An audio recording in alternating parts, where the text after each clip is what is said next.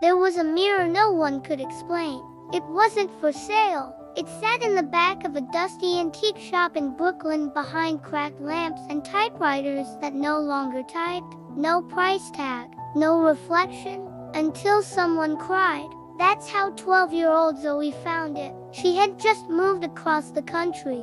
No friends, new school, her dog, Max, left behind with her grandma.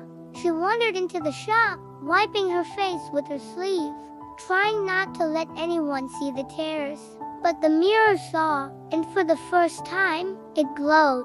Zoe stepped closer, and instead of her reflection, she saw herself. At age 6, crying in her backyard. She remembered that day. Her goldfish had died. She was sitting alone under the tree. And then, her dad came out with a shoebox and said, "We'll give him the best goodbye ever." Zoe watched the tiny funeral again. The speech, the laughter, the paper crown her dad made for her to cheer her up. She'd completely forgotten that memory. But now, watching it through the mirror, it didn't feel so sad. It felt healed. The next week, another kid came into the shop.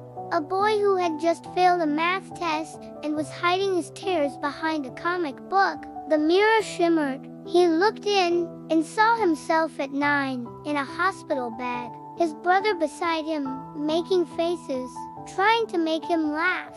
The mirror never showed your best day, only your worst, the one you still carried deep down. But every time someone saw it, they didn't cry harder. They understood themselves better.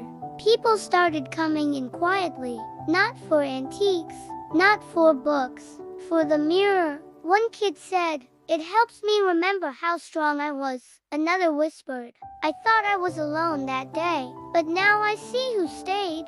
Zoe visited the mirror often, but one day, she walked in, and it didn't glow. She wasn't sad anymore. She smiled, turned around, and helped another girl find the mirror instead. Moral: sometimes we need to face our saddest day to realize how far we've come.